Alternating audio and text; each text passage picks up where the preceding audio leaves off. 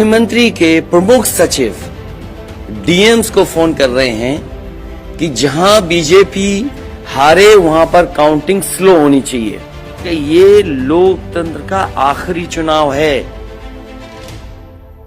इसके बाद तो जिस तरीके से आजादी के लिए लड़ाई लड़ी गई थी उसी तरह की हमें और आपको क्रांति करनी पड़ेगी।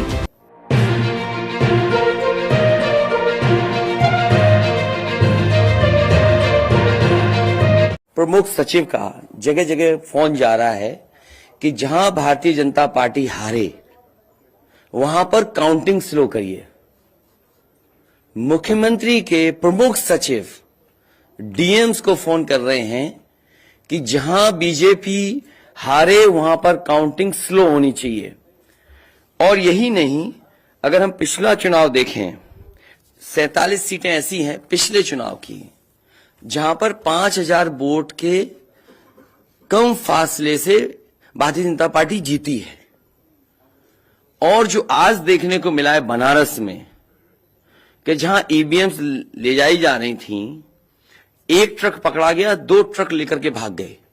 अगर सरकार चोरी नहीं कर रही थी, ये वोट की चोरी जो नहीं कर रही थी, तो कम से कम बताए कि एक गाड़ी रोक ली, पकड़ी गई, लाइव है, अभी भी हम लाइव देख सकते हैं।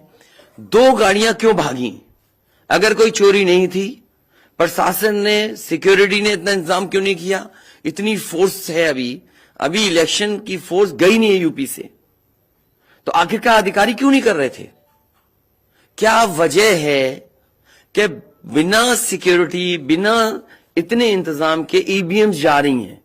और ईवीएम्स के बारे में ये मानना है कि किसी भी वेयर हाउस में रखी हो या किसी भी स्ट्रांग रूम में रखी हो तो बिना प्रत्याशी के जानकारी के आप मूव नहीं कर सकते हैं। अगर आपको ईवीएम्स को मूव करना है तो कम से कम जो प्रत्याशी चुनाव लड़ रहे हैं उनकी जानकारी में होना चाहिए।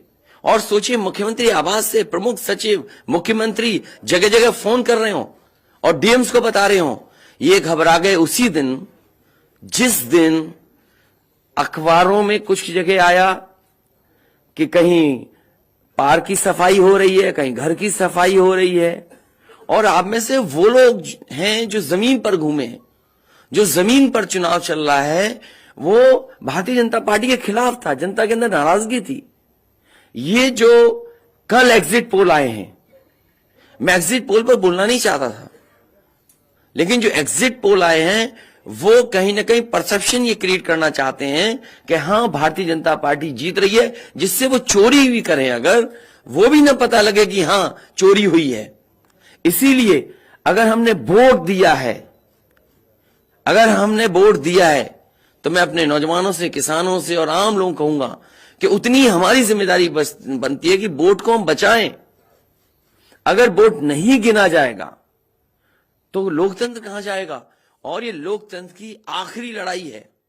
मैंने कई बार कहा कि उत्तर प्रदेश का चुनाव लोकतंत्र की आखिरी लड़ाई है। इसके बाद तो जनता को क्रांति करनी पड़ेगी, तभी बदलाव आएगा। कम से कम आगे आए और लोकतंत्र को बचाने के लिए खड़ा हों।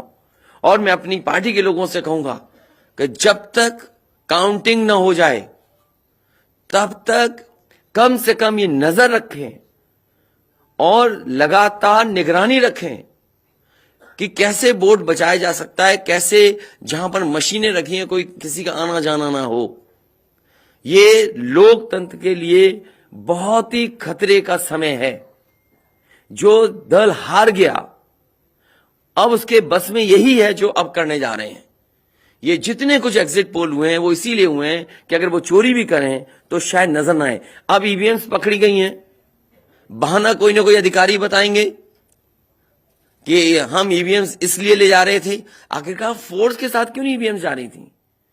ये तो ईवीएम की एक बनारस की जो अभी भी लाइव चल रहा है वो घटना है। बरेली में एक स्ट्रांग रूम से बाहर नगर पालिका की कचड़े की गाड़ी में, जिसका नंबर यूपी 25 DT 9166 में 3 बक्से सील पकड़े गए, जो सील बक्से थे। एक बक्से में सादा बैलेट पेपर था तथा 2 बक्से में मोहरें, रजिस्टर तथा सील करने वाला सामान था। करीबन 500 बैलेट पेपर पकड़े गए। इसी तरह सोनभद्र का है, कि सोनभद्र में भी बड़े पैमाने पे चीजें पकड़ी गई। वो भी लोग समझ में आ गया तो उन्होंने देखा, एसडीएम को रोका। एसडीएम घोरावल जनपद सोनभद्र में खाली मत पर अपनी गाड़ी से पॉलिटेक्निक कॉलेज ले जाते हुए पकड़े गए। क्या सफाई देगी सरकार?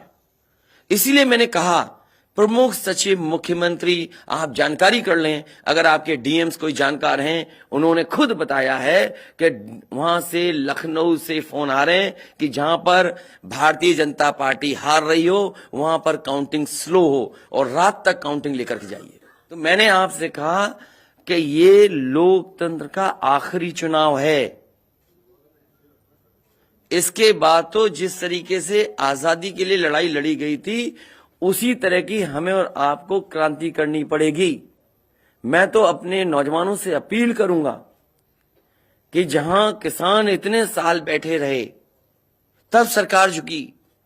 कम से कम 3 दिन लोकतंत्र के अखंड प्रहरी बनकर के ईवीएम्स को बचाएं और चुनाव को बचाएं, क्योंकि सरकार एक भाषा बोलेगी, ऊपर से नीचे तक भाषा एक बोलेगी। आप बताइए, जब समाजवादी सरकार का चुनाव था, इलेक्शन कमीशन ने जो शिकायत की उस अधिकारी को हटाया गया?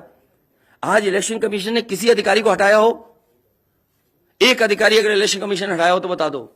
इसीलिए मैं कह रहा हूं कि लोगों को लड़ना पड़ेगा। अगर लोकतंत्र बचाना है तो कहीं ना कहीं तैयारी करनी पड़ेगी लोकतंत्र बचाने के लिए। जो गाइडलाइन है, आज जो बैलेट पेपर पकड़े गए हैं सोनभद्र में, जो बैलेट पेपर पकड़े गए हैं आपके बरेली में, जिस तरह ईवीएम्स को ले आया जाता है, ये सवाल बड़ा है। अधिकारी वही भाषा बोलेंगे जो उनको बोलने के लिए सरकार कहेगी। कम से कम इलेक्शन कमीशन को ये देखना चाहिए, खुलेआम जनता देख रही है, आज के जमाने में लाइव है कि किस तरीके से ईवीएम्स को ले आया जा रहा था। चुनाव आयोग को सबसे पहले जिलाधिकारी बनारस पे कार्रवाई करनी चाहिए कि आखिरकार उसने किसी को कॉन्फिडेंस में क्यों नहीं लिया।